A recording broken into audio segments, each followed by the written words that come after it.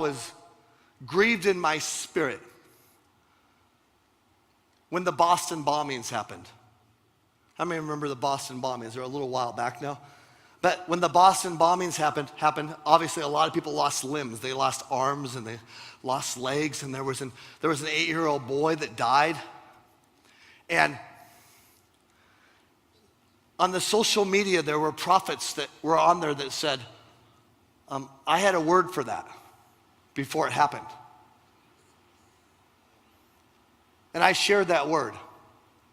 And what actually bothered me about it is the first thing that I thought to myself was, who cares? I mean, how does the world see that? And what it reminded me of is the movie like Coach Carter. Anybody ever seen the movie Coach Carter?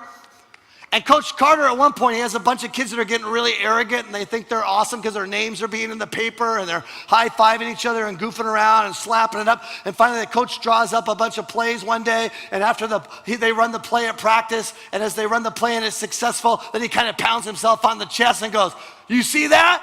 That was me. I drew that up. And here we have prophets that are online going, I had a word for that.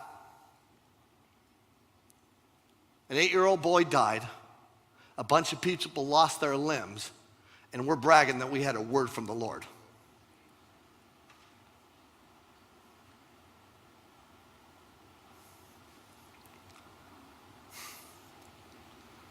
I'm looking for something way more than that.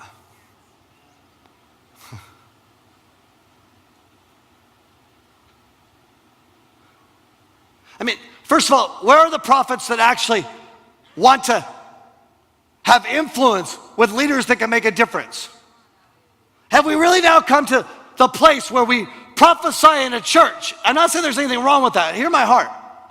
But have we now come to the place where we get stuff prophetically that could save lives, and the only people that we minister to is still one another, or to people that can't make a difference?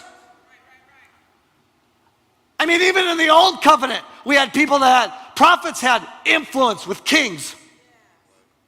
And the testimony of a true prophet wasn't that they could prophesy. A true prophet or an office person, they had influence over an area or a geography, or influence with people that can make differences. What would happen if a prophet was actually able to speak to a mayor? Maybe they don't believe in his God or her God. What would happen if they had influence with a governor or the president of the United States? Maybe they don't even believe in your God, but they believe in you because you have credibility. They say, you know what, I don't know if I believe in your God, but every time you speak, you're right. So I trust your word. That's what happened in the Old Testament. Kings came to the Lord. They didn't believe in their God, but they end up gaining favor because of their word. And then, you see, that's the kind of people that we're supposed to be.